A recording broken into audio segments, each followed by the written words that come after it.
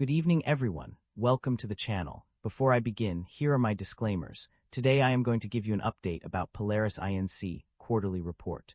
Polaris Inc. offers a diverse range of businesses and services across three segments: off-road, on-road, and marine.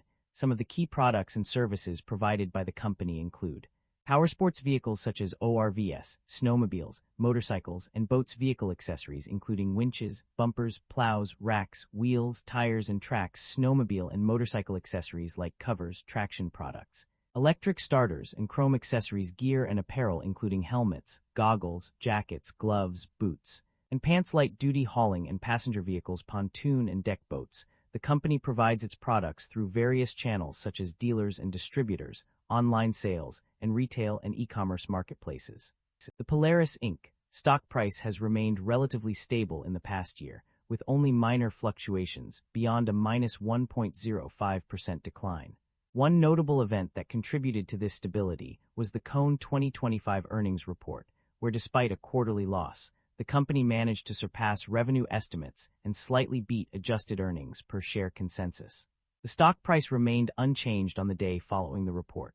However, it's worth noting that other significant news events during this period led to substantial positive movements in Polaris Inc.'s stock price, such as the separation of Indian motorcycle business and strong Q2 and Q3 2025 earnings reports.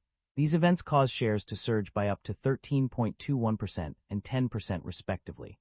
The lack of significant changes in the stock price can be attributed to a combination of factors, including investor optimism regarding operational efficiencies, market share gains, and earnings per share beats. Additionally, the company's decision to spin off its Indian motorcycle business may have also contributed to the stability of the stock price. The primary drivers of revenue growth or decline in a given period can be attributed to several key factors. Revenue growth is primarily driven by the off-road and marine segments, which experience sales growth of 7.8% and 19.8%, respectively. Additionally, favorable product mix and gross profit growth contributed to revenue expansion. On the other hand, revenue decline was mainly due to the on-road segment's sales decline of 3.2%. Decreased shipments, lower net pricing driven by higher promotional costs, incremental tariff charges, unfavorable product mix, and reduced sales volumes also contributed to the decline in revenue.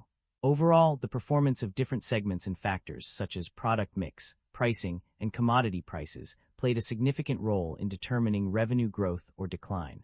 Net income and profit margins. A decline in performance. The financial performance of the company has taken a significant hit in 2025.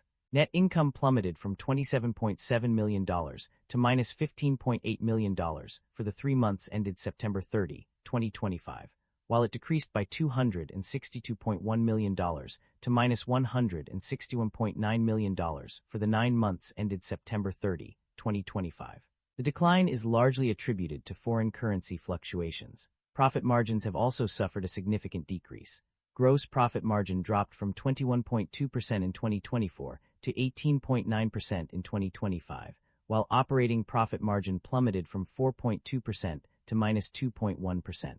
The main factors contributing to this decline are impairment charges, incremental tariff charges, and increased incentive compensation costs.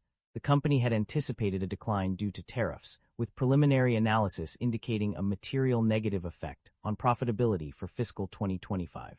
As a result, the financial performance of the company has taken a significant hit in 2025, with net income and profit margins experiencing a substantial decline. The company is indeed generating positive operating cash flow in 2025, as evidenced by the net cash provided by operating activities of $562.3 million on page 10 and the operating activities section on page 33, which also indicates a positive figure.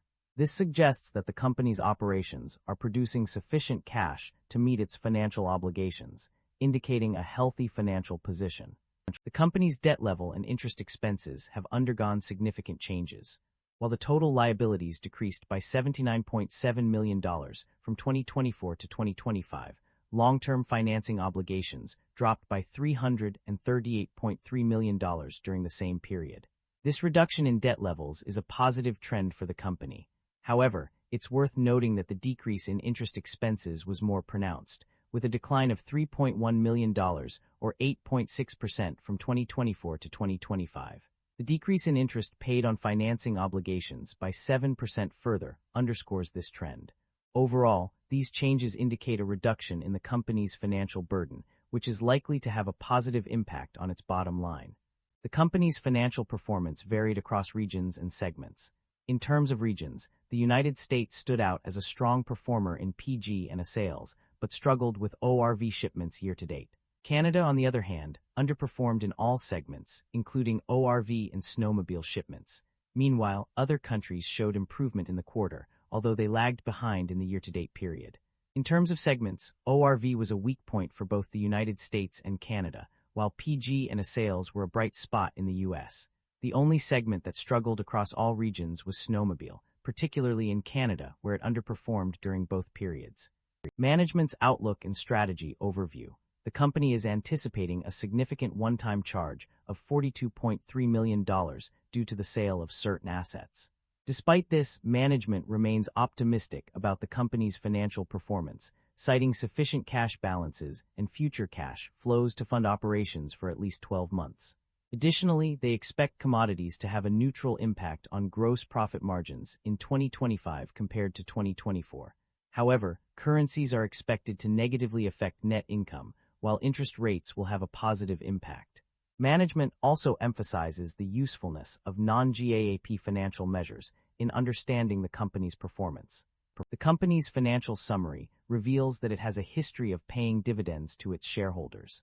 Additionally, although there was a limited period for buying back shares, no such activity occurred during the first 9 months of 2025. This indicates that the company prioritizes dividend payments over share buybacks.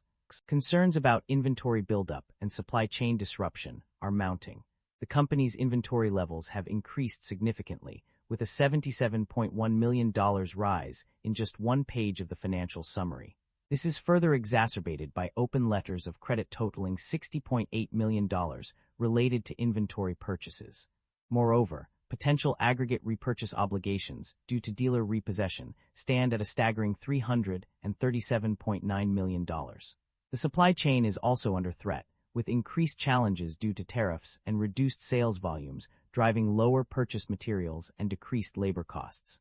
The ability to source necessary parts and materials on time is a risk, which could impact the company's ability to manufacture and deliver products to meet demand. That concludes the financial summary for Polaris INC. Feel free to comment below, and I will be happy to answer them when possible.